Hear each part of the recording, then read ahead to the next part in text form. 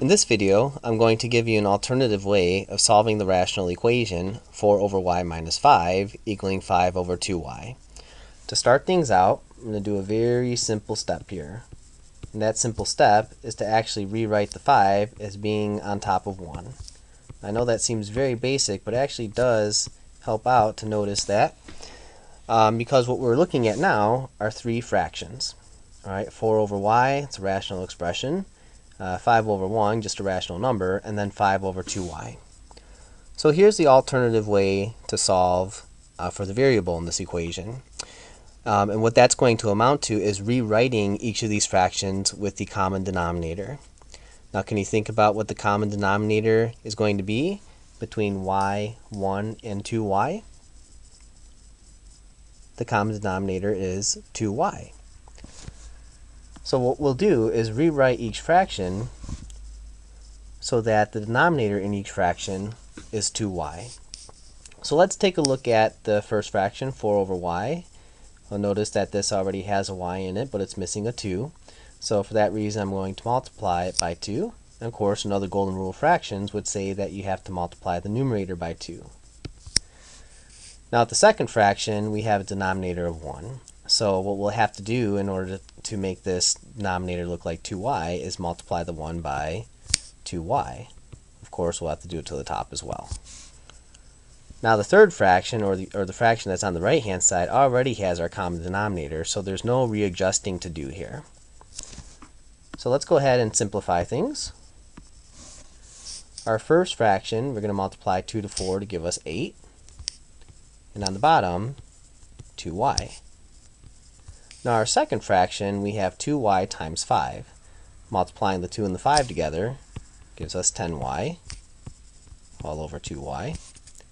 On the right-hand side, we've got 5 over 2y still. So having the common denominator, especially on the left-hand side, allows us to combine these two fractions into a single fraction.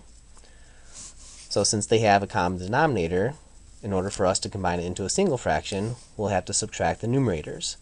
So when we write our single fraction, the numerator is going to be 8 minus 10y.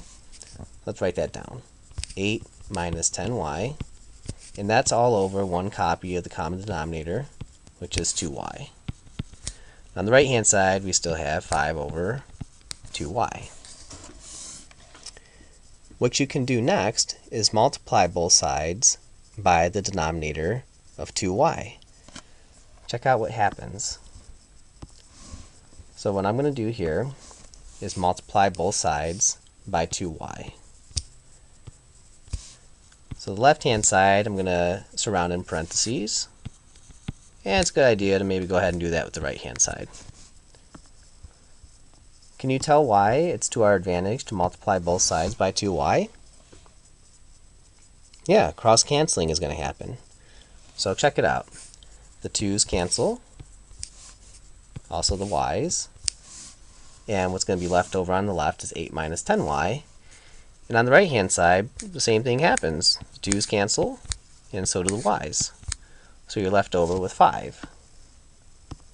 Alright, so let me just clean this up a little bit. On the left, what's remaining is 8 minus 10y, and on the right is 5.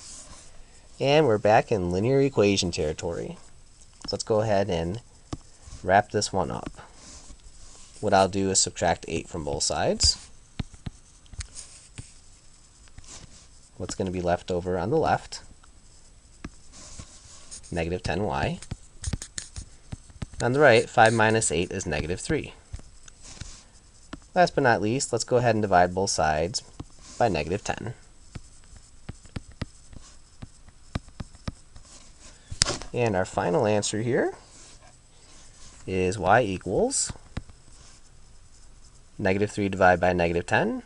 Well, a negative divided by a negative is a positive, so y equals positive 3/10. And if you notice, it's actually the answer we got with the original version of the solution. Pretty neat, huh? That's it for this video. Thanks for watching.